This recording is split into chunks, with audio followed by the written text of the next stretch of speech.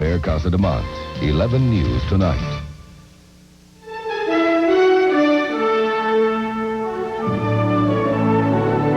This is the CBS Evening News. Bob Schieffer reporting. Good evening. Another day of historic events and change behind the crumbling Iron Curtain. East German troops tonight were called out and posted around Communist Party headquarters in East Berlin as rioters battled with police and other sections of town in what was supposed to be a celebration of the 40th anniversary of communist rule there, a celebration to which the architect of perestroika, Mikhail Gorbachev, had been invited. Perhaps even more remarkable, the Communist Party of Hungary simply dissolved itself today and created a Western-style socialist party. We're going to start our coverage there with Anthony Mason in Budapest. By an overwhelming vote tonight, Hungary's ruling party proclaimed that communism here is dead. In a sweeping motion, the party threw out the old ideology, the old leaders, even its old name. But leading reformer Imre Pazsgai is not admitting that communism has failed. No, he says, we would rather say that an experiment has ended, led to a dead end, and we have to start over. For the last of the Stalinists, that idea has been slow sinking in. I want to hold on to my communist past, said this former Politburo member. But most of the audience just groaned. For the first time in 40 years, Hungary's communists are facing free elections, and their own prime minister admitted today, nobody trusts us. The best thing they can do, I think, to regain or to gain the confidence of the people of Hungary is to go through full, free, fair elections and to prove through that they are different. And then they have some chance. Without that, I think they have none. If some communists would like to forget their past, filmmakers here won't let them. In Heroes Square this weekend, a statue of Joseph Stalin was toppled and attacked by a crowd of angry movie extras. In 1956, these were the scenes that started the last anti-communist uprising. That revolution lasted less than 2 weeks. This time, the party seems to know better. The reformers' new slogan is, "Wake up, comrades," but some still aren't listening. Anthony Mason, CBS News, Budapest. Soviet leader Gorbachev arrived back in Moscow tonight after his visit to East Berlin, a visit that left him on something of a tightrope. He stood shoulder to shoulder with the communist leaders there, but was careful to leave the impression that he had urged them to relax their hardline methods. Barry Peterson now with that story. This was the show of Mikhail Gorbachev's show and tell day, the guest of East German leader Erich Honecker, at a military parade through the heart of East Berlin. A parade so big it drew protests from the American and other allies who said it violated rules against German military equipment in this divided city. And this was the tell of Gorbachev's day, a 2-hour meeting with Honecker and later with the East German Politburo. He did not specifically mention the refugee crisis, said a spokesman, but he preached reform, a friendly warning from a leader who knows all too well what happens to those who resist change. And he offered a Gorbachev proverb. Those being late, he said, will be punished by life itself. Honecker listened and responded that he is working to strengthen his revolutionary ideals. Translation, I'll just keep doing it my way, thanks. Gorbachev emerges from this trip a popular man with the hardliners. I'll keep my hands off, he kept reassuring them. Set your own course. What's less clear is what course, if any, Gorbachev has in mind for his own foreign policy toward Eastern Europe. Occasionally they have a sense of future directions for policy. But given the circumstances that we're facing now, it's very clear that they have no plan. Gorbachev goes home tonight with high marks as a master politician. He did not upset his uneasy East German ally. And if he believes they face a dangerous future by resisting political change, there is little more he can publicly do than wish them luck and wave goodbye. Barry Peterson, CBS News, East Berlin. Thousands of East Germans in no mood for official celebrations spent the day in street battles. That was what eventually resulted in special internal troops being called out. Tom Fenton has that story. Young East Germans tonight shouted "Freedom, freedom," and "Gorby, Gorby" in East Berlin's Alexander Square. Efforts to prevent such demonstrations made the people's celebration here more like a recreation hour in a prison yard. There were police everywhere in the square, some in uniform, many more in plain clothes. The government's nervousness was also reflected in the extraordinary measure of barring tourists from entering the country at Berlin's Checkpoint Charlie and other border crossings. There's a pressure cooker of resentment building up in this country. The regime has two choices: to ease the pressure by allowing reforms or to crack down hard on protests. Many fear the regime will choose to crack down. We are very afraid that there will be more violence. For 40 years, the regime's message to the people has been shut up and eat your sausage. Now the East German people are starting to talk back. More than 5,000 signatures have been collected on a petition demanding free speech and open discussion of the country's problems. The organizers have been threatened with up to 12 years imprisonment. Despite this, the ranks of those willing to oppose the regime are growing. East German Lutheran churches, where opposition has traditionally been centered, are no longer able to contain the number of dissidents. That's one reason why dissent is spilling out onto the streets. Another is the anger and frustration that East Germans feel in being cooped up in their country. And to make them feel more like prisoners, there are reports tonight that the regime is placing heavy police patrols along the border with Poland and is putting up barbed wire along the border with Czechoslovakia. Bob? Tom Fenton. Almost 50,000 East German refugees have reached West Germany since mid-September, 600 arriving today alone. They're finding that adopting to freedom is not automatic, though. Martha Teichner reports. With grim satisfaction, newly arrived refugees watched their country's 40th anniversary celebrations, knowing their escape to the West this week had made a mockery of them. This is not a celebration, it's a joke. It's overwhelming, fantastic, to watch this from the West. Woodcarver Bernhard Kremser crossed to the West a year and a half ago. This week's events tell him that East Germany's days are numbered.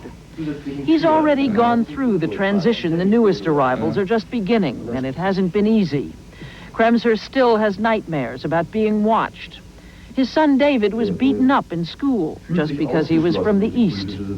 In the West, the Kremsers live better, eat better, enjoy the diversity of an open society. But freedom turned out to be more complicated than the perfect utopia they had imagined. They expect others to discover what they did. Being totally cut off from family and friends left behind is agonizing, something the television, their window on the West, hadn't prepared them for. For these new refugees, all that lies in the future. For now, all they're interested in is celebrating their own freedom, not East Germany's 40th anniversary. We want them to have a birthday they'll wish never happened.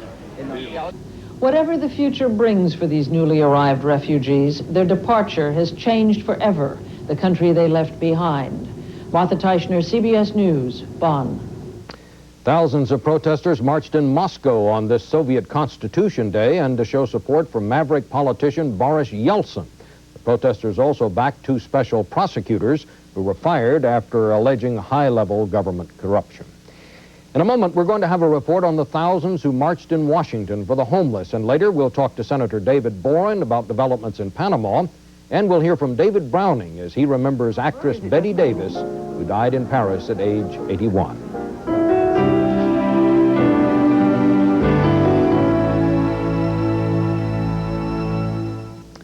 From all across the country today, thousands of people converged on Washington to give voice to those in desperate need of housing.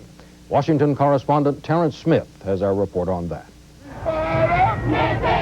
They came from all over the country, the young, the old, the celebrated, the homeless themselves, marching on the Capitol to demand that the Congress reverse the policies of the last 8 years and provide more funds for housing.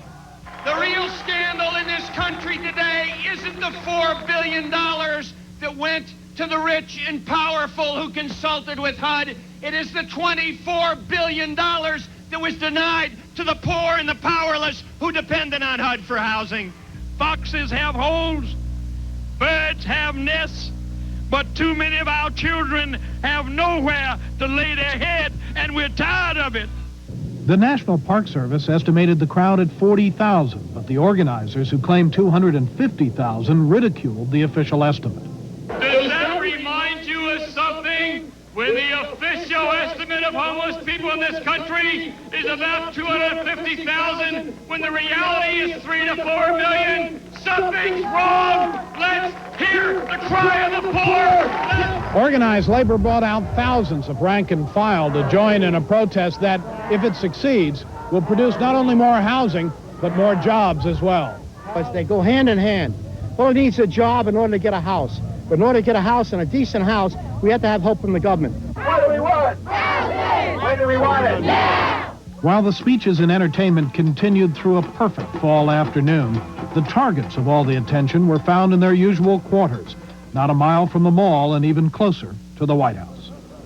Bob, the rally just broke up a few moments ago. President Bush is weekending at Camp David and therefore could neither see nor hear the marchers. But his housing secretary, Jack Kemp, met with the leaders and promised to devote substantially more of the government's resources to create affordable housing for the homeless. A welcome promise, but one these activists have heard before from official Washington.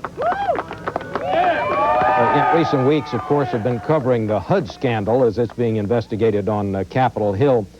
Does that fit into this? Had that not happened, would the chances be better that more could be done for the homeless, do you suppose?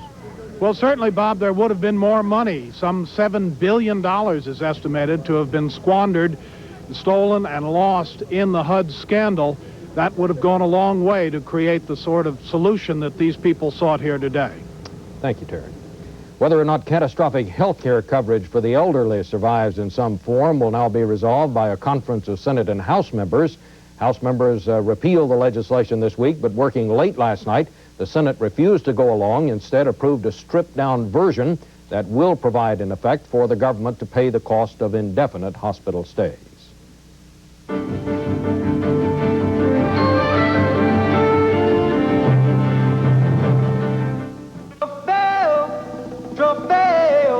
It's a new generation and we want a new horse. Sequential port, fuel injection, anti-lock brakes.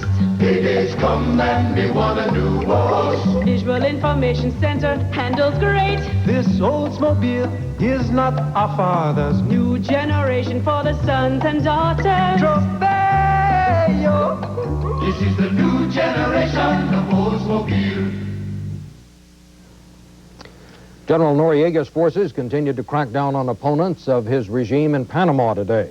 They silenced a commercial radio station that broadcast a rebel communique and invoked a whole new set of laws. James Satori reports.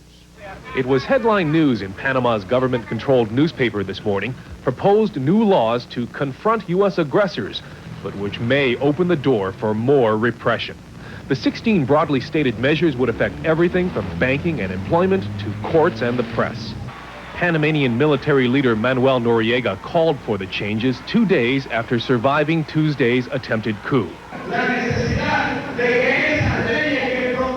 We have to kill the laws that help our enemies, he said. Noriega's opponents say the message is clear. I imagine that after the coup, he's going to take some steps in order to prevent anything else from happening. Another step, silence government critics, the most visible being Guillermo Endara, who has taken refuge in the Vatican embassy after being asked to leave the country. It would be a good thing if he goes to Venezuela, because we don't want traitors here in this country. Today, answers are still surfacing about what exactly happened during the coup attempt.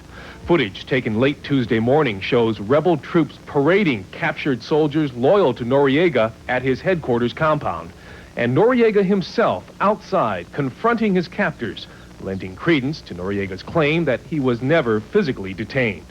On CNN's Evans and Novak program, White House Chief of Staff John Sununu continued to maintain that rebel soldiers refused to turn Noriega over to the United States. There was no communication at all until around noon. A couple of members of that group ended up talking to a senior official, senior officer of the United States, and made it clear that they did not want to give General Noriega to the United States. A usually reliable diplomatic source says members of Noriega's army suspected of taking part in or sympathizing with the attempted coup are still being purged. Noriega may have a tougher time purging those same feelings from the Panamanian people. James Satori, CBS News, Panama City. For our Washington Notebook segment, Oklahoma Senator David Boren, the chairman of the Senate Intelligence Committee, is going to join us now live from Washington. Senator, thank you for coming. Thank you, Seeing Bob. that those pictures now of General Noriega out there.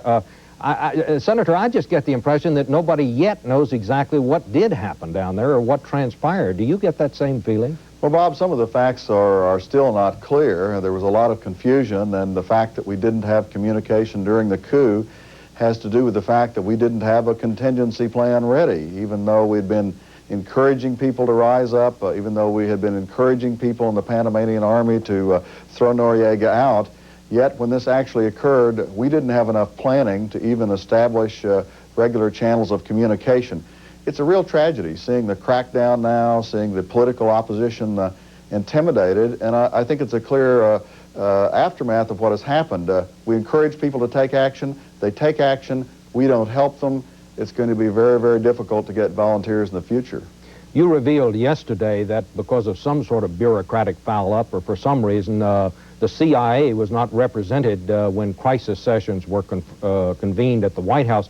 There is also a report going around that we knew help was en route to General Noriega almost immediately after those troops started moving toward him, and yet our soldiers there didn't know what they were supposed to do about it. Yes, that's right, Bob, and that's what really worries me. We did know for some time, perhaps as long as between 1 and 2 hours, that the reinforcements were on their way, that they were going by air, landing at an airport, and then they were going to come 10 miles by land. In fact, they passed right by the American embassy on the way. We knew these were pro-Noriega forces. We knew they were the 7th Infantry. And I'll tell you what worries me about it is this. I have a very high regard for our president. He's a man of goodwill. I'm not sure he was served well in this situation because, to the best of my knowledge, no one went in at that point and said, Mr. President, these reinforcements are on the way. Here's the roads they're taking. Do we have your authority, yes or no, to block those roads and help make sure that this rebellion succeeds? I'm afraid no one asked the president that question. Now, those troops would have needed presidential permission to block those troops if that's what the president decided he wanted to do. What you're saying is no one ever brought the decision to the president. I'm just not sure that it was ever put to the president in a yes or no fashion. And, you know, here he was meeting with the president of Mexico, other things were going on, and I think in a situation like that, it's very important that we have a decision-making process that distills those facts down, takes it to our president, said, Mr. President, this coup is going to collapse, reinforcements are underway unless you give the order for us to be able to block those routes. And it's tragic if that question was never asked of the president, and if that indeed happened that way, he was not well served. Thank you very much, Senator Boren. We'll be back.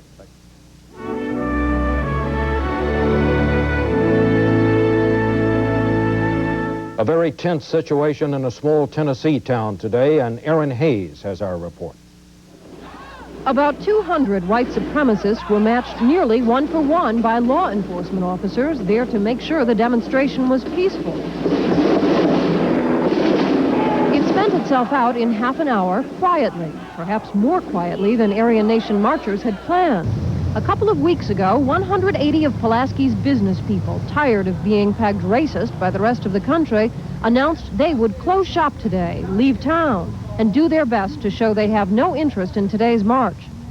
Most of my friends and family do have plans to either stay at home, close their doors, watch the Tennessee ball game, or go out of town. I just think we need to make a positive statement to the world about Pulaski's real stance on the situation. Pulaski gets a lot of attention from white supremacist groups. This town was the birthplace of the Ku Klux Klan. The neo-Nazi Aryan Nations group chose to march here for the first time ever to honor the birth date of Sam Davis, a Confederate war hero, and for reasons not made quite clear, an Aryan Nations hero as well. But Pulaski townspeople draped an orange wreath on their Sam Davis statue, orange as a symbol of brotherhood. Then they draped orange wreaths throughout the town to convince white supremacists their philosophies are not welcome. It didn't work. This is the national color of Sam Davis. The people of Pulaski have said we'll wear orange in honor of Sam Davis, so we are here to honor Sam Davis. Still, most of Pulaski's people promised to meet future such groups with the same passive resistance, turning their backs and closing their doors the next time racists try to use Pulaski for their backdrop. Aaron Hayes, CBS News, Atlanta. 81-year-old Bette Davis died of cancer last night in a Paris hospital. David Browning has an appreciation. funny business, a woman's career. The things you drop on your way up the ladder so you can move faster. You forget you'll need them again when you get back to being a woman. It's one career all females have in common, whether we like it or not. Being a woman. There are no shortcuts to success, Bette Davis liked to say. Her remarkable life was a testament to that. I can learn more from you in 5 minutes than from anyone else in 5 years. She knew early on she was no glamour girl, so she took roles nobody else wanted. Somebody robbed me. Just 2 weeks ago in Spain, she looked back to her first movies. When I arrived in Hollywood, they did not know what to do with my different kind of thing. They did not know. But she did. Bette Davis developed a delivery, a look, and a reputation for toughness on screen and off that became legend. I'd like to kiss you, but I just washed my hair. I'd love to kiss you, but I just washed my hair. That's right. My favorite line in any movie I ever had. I might even turn out to be a good wife. To get the roles she wanted, she delighted in battling with movie moguls who thought actresses should act, not think. Girls don't have to simp around. And from Jezebel to Margot Channing in All About Eve, it was hard to tell where the acting ended and Bette Davis began. Fasten your seatbelts. It's going to be a bumpy night. The writer and director of All About Eve, Joseph Mankiewicz. Bette really lived the life that's perfect of the actress, the true actress who is happiest when she's performing something. Come on, Oscar. She won 3 Oscars and many other awards and had no false modesty about any of them. For instance, the Kennedy Center Honors. One time they sent me a slip of paper for suggestions of who should win this year. And I wrote down me. And in every season of her life, despite 4 disappointing marriages, health problems, a changing Hollywood, she kept working. Life will be very good today for Bette Davis if each year she gets a good script and can go to work. I just am glad. A few years back, Bette Davis showed Mike Wallace the family plot in the hills above Hollywood, where she'll be buried next to her beloved mother, Ruth.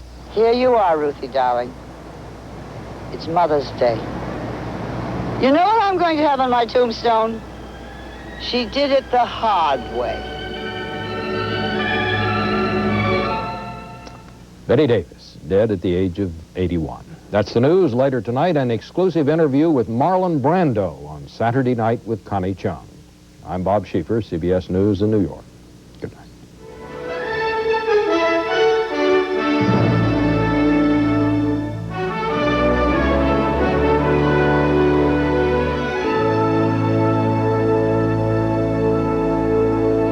This is CBS.